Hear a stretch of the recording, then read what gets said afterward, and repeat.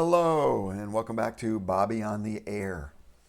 This video is going to be a road trip report. I recently drove to 29 Palms, which is near Palm Springs, California, and back, about a 300-mile round trip. And I wanted to report in on how the Lucid did during the trip and the efficiency of the Lucid.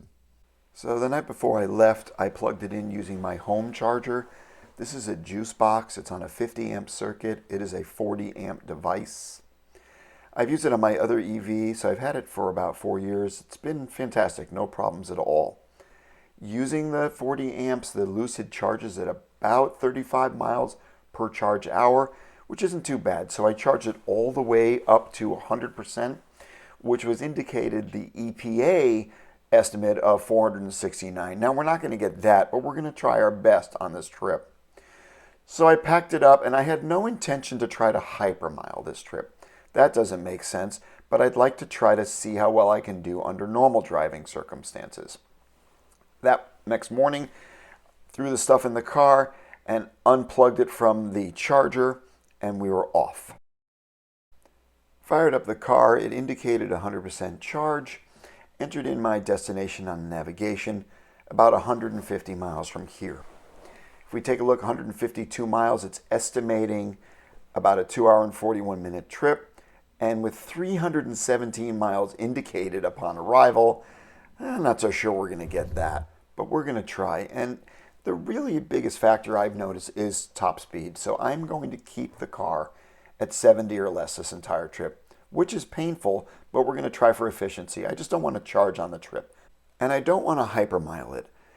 I want the air conditioning on the whole way. I want the radio on the whole way, and I'm charging my phone the whole way. So I'm just going to modulate my top speed by setting the automatic cruise control at 70. I don't use highway assist much. I like to steer the car, but we're going to top out at 70 miles an hour. And I'll give some reports along the way. Okay, we're about 50 miles into our trip now, averaging 3.2. It's been very painful having to leave our adaptive cruise at 70 with everybody pretty much blowing by me. The car says there'll be 307 miles on arrival. We'll see about that. We'll check in later. I love Southern California this time of year. The scenery is just ridiculous. It's in the mid-70s during the day, and yet we've got this beautiful snow caps on the mountains. We're continuing along, doing pretty well here. Still averaging 3.2. Like to see if we can get that up, but we are definitely ascending. We're going up the mountain. Total elevation gain about 1,200 feet. Well, here we are at about 100 miles. Not bad. Efficiency 3.5 overall on the trip. 44 miles to go. It still says I have 300 miles on arrival. Kind of doubt it. See lots of windmills around here. Not really doing anything, but there's a lot of windmills.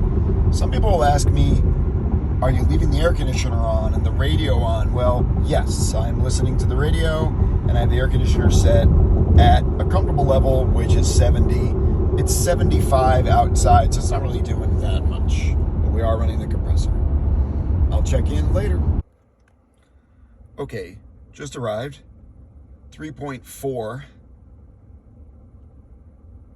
miles per kilowatt hour. Cars tell me I have 59% left. So, not too bad. Car's been a pretty good travel companion this trip, too. You know, one thing I hate is hotel showers. Look at this flow, so I'm going to replace the shower head with the one I bring with me. Yes, I also bring a little vice grip to put it on. So that was the end of the trip up. I stayed in the hotel that night and worked the next day. Left for home the following day, about 24 hours later. I'm pleased to report very little to any mileage came off of the car while it sat overnight. It was about 35 to 40 degrees overnight, and the car didn't seem to mind. When I got home, I recorded this clip in the garage. I didn't record much on the way home because it was dark. Well, overall efficiency, 3.6 miles per kilowatt hour, 4.0 down the hill on the way home. I am actually pleasantly surprised and very impressed with this car on 21-inch wheels getting that kind of efficiency. Ends our road trip. It's the next day now. I wanted to make a couple quick comments and conclusions. First of all, How was the car? The car was great. The seats are very comfortable. The suspension soaks up the bumps beautifully. It's quiet. The car's stupid fast. Keeping it below 70 on this trip while being passed by much slower cars is really hard to do. That's why I had to set the cruise control. The thing is, if you're looking for efficiency and that's your goal, speed is going to be the number one thing you need to control. I'm not going to give up air conditioning. I'm not going to turn the radio off for hours. And I like to have the phone plugged in. I can't control the ambient temperature. I can't control the elevation gains. I can't control headwinds, but I can control speed. So if you're looking for the best way toward your best efficiency, that's going to be the way to go. Thank you so much for watching the video today. If you like this type of content, please give it a thumbs up and subscribe.